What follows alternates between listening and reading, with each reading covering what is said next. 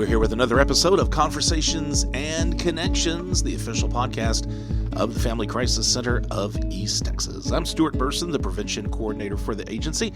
And with me today, I've been on the podcast once before, probably a couple of years ago, Kelly Carver. Kelly, thank you for agreeing to come on. We've been kind of talking about this for a while to do something like this, and now it's happening. Thank you for having me. And I'm going to be a little embarrassed to ask you this. Kelly, what is your exact title here at the agency?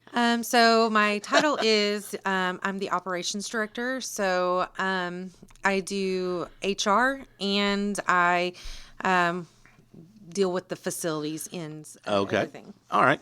Well, and one of the reasons why, Kelly, I wanted to have you on, since you are in this HR realm now, is to kind of talk about, wanted to talk about the topic of sexual harassment in the workplace and things along those lines, because I will get to this here in a minute, but when we start to wrap things up, I kind of want to talk about how you got to where you are now, because I think it's kind of a unique route. But, you do have the unique opportunity to talk about this. You've been a legal advocate here at the agency. Now you shifted into the HR role. Why did you seek this change in roles? Because, whenever I first came here, and I guess we're going to talk about it now instead of the end of the show. When I first came here, you were a legal advocate, I believe, and you did direct client services. You worked with the clients, and now you're in this role as Operations Director. How did that come about, and why did you decide to switch gears a little bit? So a little backstory is when I first got with the agency, I was a social work intern.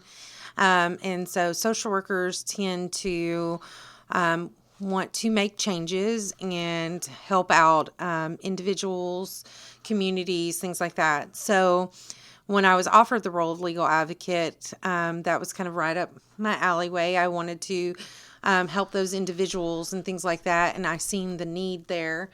But now, when the HR role kind of came up, I seen it, one, as a challenge, because it's different than working with client services, but similar in ways that you are actually working with, still individuals. Sure. You're just working with them in different ways. So, I'm still helping out those individuals, not so much as a legal advocate, but, hiring people who can be in that role and can take on that role, and helping those people kind of shift into their job, helping them, training them. So you're still working with people, you're still helping them with issues and things like that, just in kind of maybe a slightly different capacity, I guess. Yes. Yeah. Okay. Yep. So I kind of want to talk about, and this maybe, I don't know if this may be too broad of a question at first, but what are some of the things employees need to be mindful for in the workplace when it comes to this topic we're going to address? So when just thinking about this question, I got some topics and ideas together. I really wanted to talk about some things that staff could be more mindful of. So one of the, I'm going to go down kind of a list of things. So professionalism, we always need to be mindful of that, because professionalism can be, we have different people who have different roles. So you just always want to maintain the highest level of professionalism in any kind of interaction. I mean, we have people from advocates to maintenance, and every one of them can have that level of professionalism whenever they're dealing with individuals. We always also, and these are also some of within our policies and procedures, respecting our colleagues and our superiors and other staff members, just respecting their rights and views and things like that, and just being professional about that. We always want staff to kind of think about communicating effectively. I know that's kind of hard, but even in social work, we do talk about communicating effectively and communicating certain words that would elicit that and bringing back. So we always want to practice clear and effective communication, but we also want to listen actively so that we can understand what others are actually trying to tell us and things like that. I think about teamwork as well. You always want to collaborate with your colleagues so you can contribute to that positive team culture. That's something that's really shifting in HR these days. That's a lot of things that I see online. People actively wanting that positive team culture where and part of that is just about those first two things, that communication and professionalism, and giving that open feedback to one another, and that constructive criticism. So as long as it's constructive, it's good. Whenever you're kind of moving into all those other things, it might not be as good. Staff always need to be aware of time management, prioritizing their tasks and managing their time effectively. That's a big one. Because sometimes we can go down a rabbit hole and then we're off on some kind of tangent or something like that. So, just kind of prioritizing what you're doing so you can meet those deadlines. A big one in nonprofits is adaptability. Always be willing to kind of change and things like that. So, if something comes up, which in nonprofits it always does, Right? I mean, right? Of course. You've got to be able to adapt at that time and figure out what you're going to be able to do to meet that need. Ethics. As a social worker, we have a list of ethics that we have to go through, but also just as far as being HR and in the workplace, we always want to make sure that we are upholding ethical standards in all aspects of work, and avoiding those conflicts. Another thing that staff and employees can be mindful of is just conflict resolution. I recently attended a meeting, and it did talk about conflict resolution and being able to effectively communicate. And it was very interesting to me because I thought I was probably an effective communicator, and it really kind of opened my eyes that when something presents as a problem, it's okay to talk to somebody about that. Like, for instance, if you and I, Stuart, are having some kind of problem, it's okay for us to sit down and communicate about that and to talk about that and to see eye to eye. And sometimes we don't always... I don't think people actually communicate that effectively. So working on that conflict resolution and actually sitting there and talking with somebody. So, workplace safety. I hear a lot about this. This is something that is, as the facilities and HR person, I mean, we've got to be safe when we're doing things. So just kind of making sure everything's on the, we try to make sure our vehicles, we have vehicles here that they're on the up and up, but also our staff needs to make sure that they're being safe at all times. So we do routine trainings and things like that. Just embracing the work-life balance, that can be difficult, as you probably know. Just always taking that time out. I have something on my desktop that you just seen, and it was like taking maybe just doing the first 10 minutes of every hour where you just sit and kind of reflect and kind of makes yourself, put yourself in a different perspective. Sure. So those are just some things that I think staff and employees should be really mindful whenever they're in the workplace. What about as far as the topic of which I was really kind of wanting to really get your thoughts on, is sexual harassment? I know in this day and age, I think it's probably more in the spotlight, probably in the workplace, than it was 20, 30, 40 years ago. Yeah. What are your thoughts on that? And as far as employees being mindful of their actions, what they say, things like that, because a lot of times you can get very comfortable with your work friends, and you may kind of let your guard down and maybe say something that somebody may not be appreciative of. I'm not saying direct flirting or anything like that, but just something that maybe you shouldn't have said. You know what? I think it's always going back to you just really have to be mindful about what you're communicating with your fellow coworkers. Because yes, you two may be having some banter and whatnot, but you just gotta remember that you are working with another individual and you have no idea how they might perceive what you're talking about. And so that level of ethics, professionalism, things like that, you just really need to be kind of mindful of that.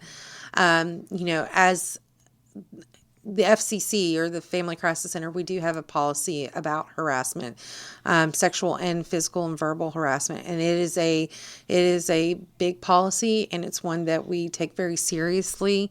And when that does come up in the workplace, you have to take any kind of harassment seriously. You have to do that investigation and that due diligence to make sure that it doesn't occur again. Right. Yeah. Right. Yeah.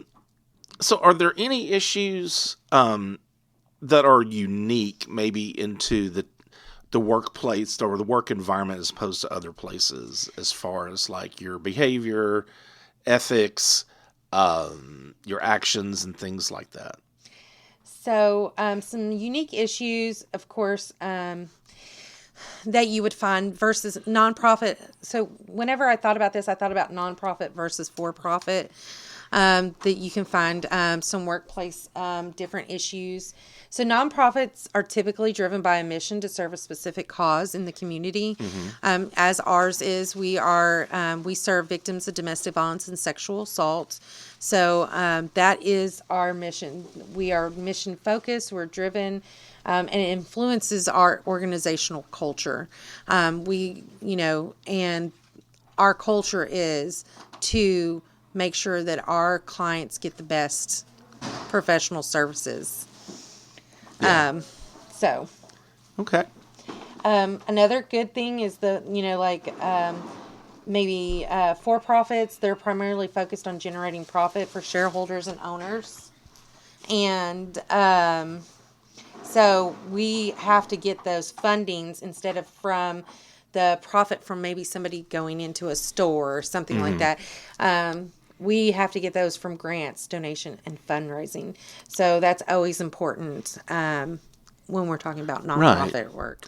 And I kind of mentioned this a while ago whenever I was kind of setting up this last question, but how have things changed in recent years? Are employers, you think, more mindful of sexual harassment, inappropriate behaviors, things like that, than, let's say, they were a generation ago or something like that? I really think so. Things are changing in workplaces. A lot of the things I'm a member of SHRM, so that's the Society of Human Resource Management. And a lot of things that I am seeing is that there is a big shift in diversity, equity, and inclusion. With that can come up with sexual harassment and other issues. And you're seeing a lot more. You're seeing a lot more of that being generated within the HR culture, and seeing that people are still dealing with it. It's still in the forefront of their minds, and we're just trying to work on it one day at a time. Yeah. I just kind of sometimes I think about some of the TV shows you watch that take place like in the 60s and the 70s, and how women were treated as opposed to now. It's just almost a little, dare I say, comical, but the topic getting comical, and by all means the harassment isn't, but just like, did people really behave that way in the workplace back in the day? Man, I have not seen it now, but I can believe it. I just attended an event, a school event actually, and the kids were singing "Baby It's Cold Outside," and as you know, that is a controversial Christmas song. Yeah. And it just, I think mindsets were completely different 20 or 30 years ago, and they weren't maybe they weren't thinking about that, but it's very important that they do think about that, because again, we're an agency who works with domestic violence and sexual assault. I mean, we have to think about that. Yeah. And other workplaces have to think about that. It's very important. And of course, I know you, Stuart, talk about gender roles and things like that. So we just got to be really mindful of it and treat people the way we want to be treated. Right. I mean, I feel like it just comes back to that. Sure. Like, if I don't want to be sexually harassed, I don't think you want to be sexually harassed. Am I right? Yeah. Right. Yeah. So, we'll talk about this. Workplace romances. For some people, the workplace is maybe one of, if not the only place where they have any social interaction with other people. Yeah. If you go to work, come home, go to work, come home, and whatever. But what are the risks of getting involved romantically with a coworker? This is such a hard question, because I would just not encourage it. I know what you're saying, because basically your work is like your home, because you're literally there almost more than you are. And I'm not at home. defending that. I'm just saying, for some people, that's probably the only social pool that they have is the people that they work with. There's just so many things that I think that could go wrong with it. There might be so many things that could go right with it, but there are so many things that could go wrong with it. Say you get in a workplace romance and 6 months down the road you break up. Yeah. And then that's the first thing I think of. Yes. is something like that. The awkwardness, the maybe you had a bad breakup, and then it turns into something like, oh, well, now it's sexual harassment, or now or maybe there's some kind of stalking involved. Or it's so many things come to my brain that could, go wrong. The HR alarms are just going off in your head. Right? Yes. That could go wrong with it. It could go right. You could meet your best friend, your marriage partner, and everything could be great. But there's just so many things that. Ugh. Well, let me ask you this then, and I don't really know the legalities of everything, but can an employer make workplace romances against policy? Can an employer put in their policy, you cannot be romantically involved with a coworker?